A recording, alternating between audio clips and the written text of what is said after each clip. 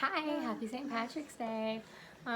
So, like I just said, it's March 17th, so it is St. Patrick's Day. Happy St. Patrick's Day. Here's my green.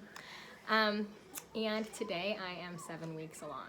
So, according to the app that I use, the Ovia app, the baby is about ½ an inch big this week.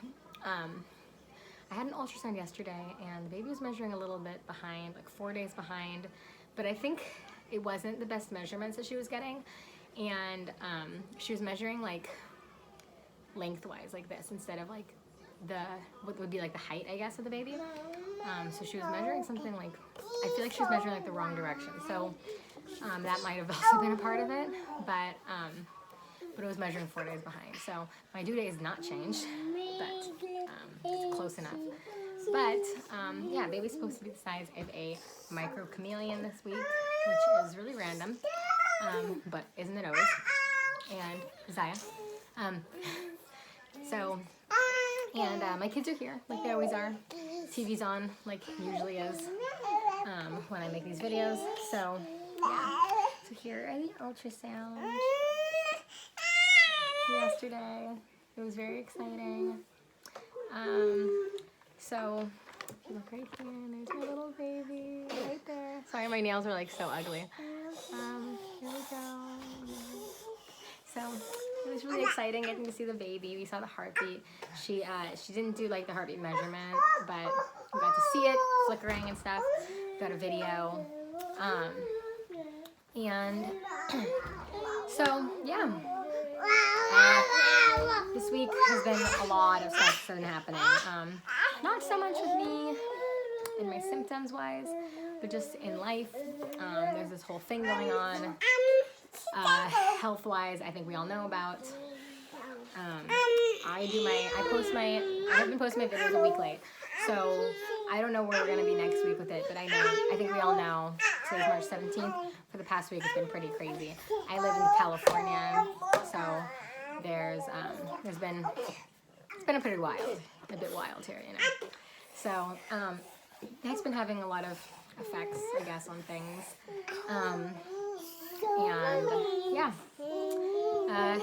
Recently I finally started having a little bit of symptoms that were like more prevalent. So like every single morning when I wake up, I'm like non-functional for about like probably an hour and a half. And it sucks, but the good thing is that it does go away. Being a mom who stays home, and I mean I was working, but I'm currently not working now because school is out of session. So you know, without classes and stuff to have to take the kids to, the parents don't need my help, and you know, so it is what it is. So having to sit here all day, every day, I really would like to feel decent. So I'm very happy that the feeling mostly goes away. It's kind of like a lingering feeling where like it just kind of lingers on and on and on. So that kind of sucks. But it is like a low and how do I even explain? Like I feel it little enough that it doesn't like affect my everyday living, except in the morning, in the early morning, which I have help during. So that's reasonable, I guess, you know. And of course, you know, that's what TV is for, movies, you know. Normally we go to the park so I can get some air and get some, you know, Starbucks and stuff, but, you know, we aren't going to the park now. So that kind of sucks and kind of has a, you know, negative effect on that. But, you know, we're going to make it through and it's fine. Here and there my boobs hurt sometimes too, especially my right boob. I don't know what's up with that. When I was breastfeeding my twins, I didn't have like a strong boob or like a weak boob or anything like that. So it's not like my right boob was like the strong one, and so it's gonna like lactate more and it's gonna lactate sooner and all this stuff. Like I was an exclusive pumper. I know how much I was making, and I mean every once in a while one would make more than the other one, but it would kind of switch off, and most of the time it was pretty equal. I mean it would be like within ½ an ounce of each other, you know. And so I don't know what's up with that, but that's been happening. We see my you can probably see like my eczema is really bad. I think that's also another part of the hormonal thing. Last time I was pregnant, my skin actually got a lot better, except I ended up getting really bad chapped lips. Like they weren't even chapped. It was just like a discoloration on the upper lip here. I think this is kind of like some chapstick that got smeared, but it was really bad. But other than that, like my skin was pretty good. You know, everything was pretty good. My anxiety was lessened. And this time it's not like that at all. Like I feel so emotional all the time, and just I have feelings again, is what I say, you know. And it's just like, I mean, it's nice, but at the same time, I'm like, do I really want to have feelings? I mean, you know. So you know, it's been okay.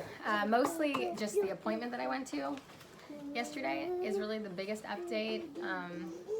So obviously I got an ultrasound, we did the dating or whatever, and then also we went through my medical history, and my doctor, well, she's gonna make me high risk because she has to, but she also assured me that she doesn't think I'm at risk for preterm labor, she doesn't think I'm at risk for anything. She said, you're just at risk because you had twins before, which is like, kind of doesn't really make any sense, but I saw later on, I thought that she had said that I wasn't going to be high risk, and then I saw later on that my chart actually did say high risk.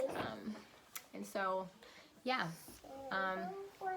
I had a bunch of blood tests. They're not all back yet, obviously. You know, all like the normal, like, you know, iron test, and I had a thyroid test. I had all this stuff. You know, just the normal like screening thing. And so that was crazy, a lot of blood, but I'm not scared of needles or anything, so it was fine. And then she also told me that I need to follow up with a heart problem that I had a couple months ago, where I had to have what's it called? Like an echocardiogram. Yeah. And so I'll probably have to have another echo, maybe like in my second trimester, I think, just to make sure that everything's okay there. I was having abnormal EKGs, so she said we need to check on that. Right now, we're not really going in for appointments that aren't absolutely necessary, obviously.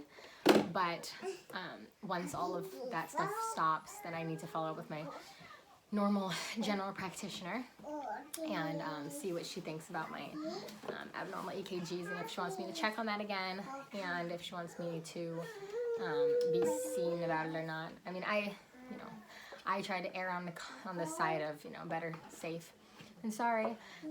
I will have another echo. I'll have another EKG.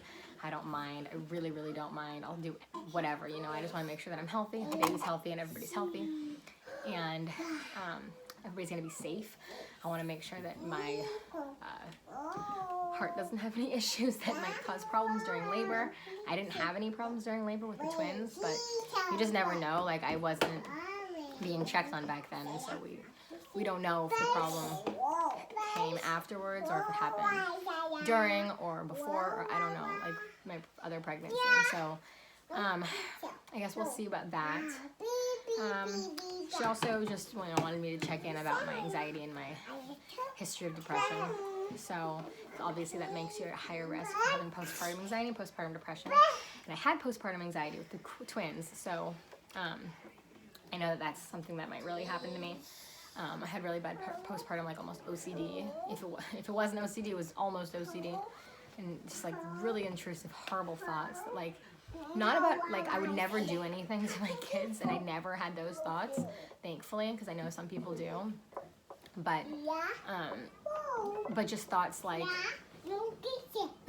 really horrible fears that someone's gonna like crash into my car while I'm driving and like harm my children because they crashed into like the side that my baby's on, or like that if I'm driving in the East Bay, like I'm gonna get like shot at or something. And it's just, which is, you know, scary. I mean, not even in the East Bay sometimes in the city too. I mean, it's just, I just feel like, I was feeling back then like life just isn't safe, you know?